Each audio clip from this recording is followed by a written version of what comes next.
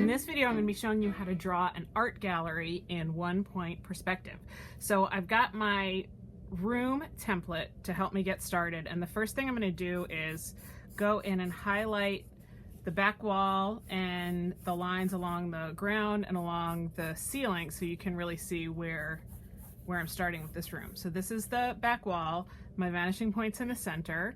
This is going to be the line where the ceiling meets the left side wall. This is the line where the ceiling meets the wall on the right. And we've got the two floor lines. So the easiest place to start is on this back wall, because anything that you draw on the back wall, the horizontal line should be parallel with the floor and the ceiling.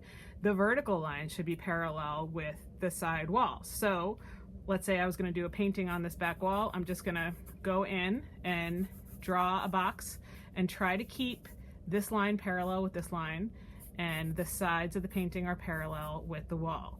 I'm going to add a door to this back wall, and it's going to be an open door, and you're going to be able to see into the gallery next door. But for right now, I'm just going to draw a nice big rectangle, and that's going to be the door. So anything that I draw on these two side walls, I'm going to use these guidelines. The orthogonal lines are the ones that connect to the vanishing point, and they're going to show me where the top of the paintings are and the bottoms of the paintings. So right here, I'm going to have a nice tall painting. There's the top of it. I can use this guideline down here to make the bottom of it, and then all I need to do is trace these vertical lines, and I've got the sides of my painting. Sometimes you're going to sort of draw in between those lines, and that's okay. They still are going to help you to keep your lines straight. So you can see that this part of the painting is closer to me, this part of the painting is farther away, so it's going to be a shorter distance from the top to the bottom. If I wanted to add a pedestal, maybe for a sculpture, I'm going to try to add one right in this corner. I kind of wish, I'm going to move this painting over just a little bit. So remember, this is your rough draft. Do not worry about eraser lines, guidelines. They will all magically disappear when you trace your final. So in this corner, I want to add a pedestal. I'm going to imagine that it is leaning against this back wall. So the back side of the pedestal, part of this is going to actually disappear, is just, do you see how it's just a rectangle? It's connected to the floor and it's leaning against the wall right there. Just like, kind of like I did my door and my painting. So now it was kind of by accident, but see how the corner of my pedestal is connecting to one of my guidelines. I'm going to trace this line out into the room. I'm going to trace this line out into the room. This line is already traced because it's along the floor, and I'm going to trace this line. It almost matches out into the room. And now I need to figure out how deep my pedestal is. So I'm going to try to make it sort of square on top. The front line of the pedestal has to be parallel with the back line. So it's a little bit tricky, and it'd be a lot easier if I used a ruler, because the ruler I can place along these floor guidelines right there. And I'm just going to slide it up. I'm going to make sure it's straight down here, and I'm going to use that ruler to just draw that line across. And that's where the front of my box is going to end up. Now this corner, I just draw straight down to the ground. I'm trying to make it parallel with these lines over here. And this one, I just get to trace one of those guidelines again, right down to the ground. Once I get to the ground, I draw straight across, and then I can erase anything I don't need. I don't want this box to be made out of glass. I'm going to pretend that it's painted white like it would be in a real gallery, probably. And I can erase any of those lines inside that I don't need anymore. Now, if I'm drawing a sculpture on top of that box and it doesn't have hard edges, it's just sort of round, I don't really have to worry so much about perspective. I'm going to draw a little base in the center of my box, and I'm just going to make this like an abstract sort of sculpture. And then later, when I'm adding color, I can go in and add some value to make it look a lot more dimensional. But then once again, I'm going to erase the wall lines behind there, and you can see that my sculpture is in front of this line that's overlapping. That's one way to show space in your artwork. Okay, so I've got a sculpture on a pedestal. I've got a painting on that wall.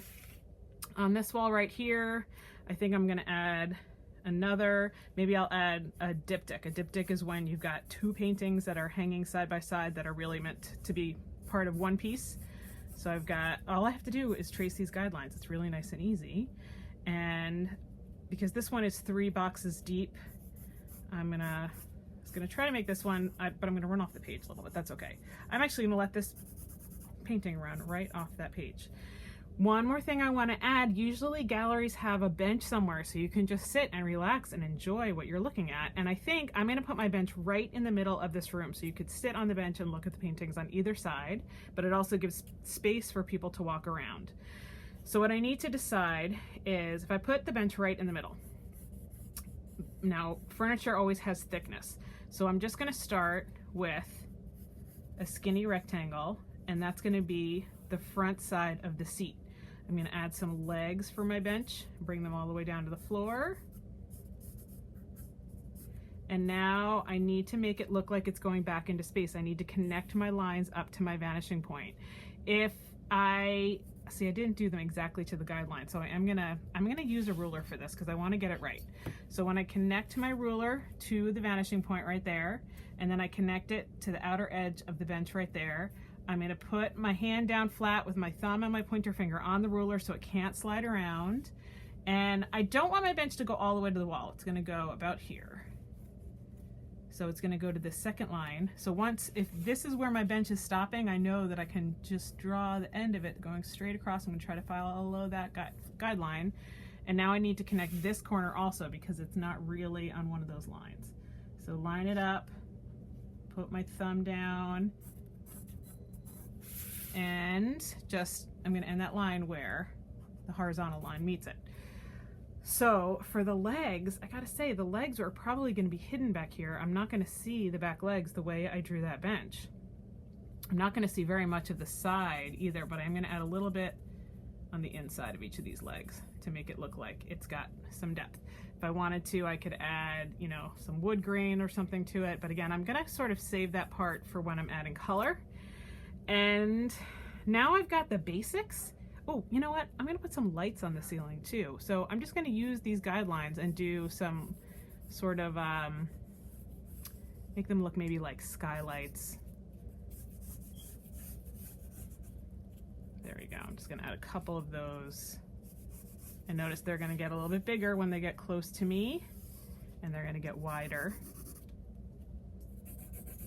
Okay, there's my skylights in my gallery. And let's see, details. So now I need to go and make my artwork a little bit more interesting, my doorway a little bit more interesting. Remember I said how I wanted this to look like it was going into the next room? So I'm going to grab the bottom corner of this door frame and just follow my orthogonal line going back. And then I'm going to do a horizontal line back here. That's going to be the end of that room.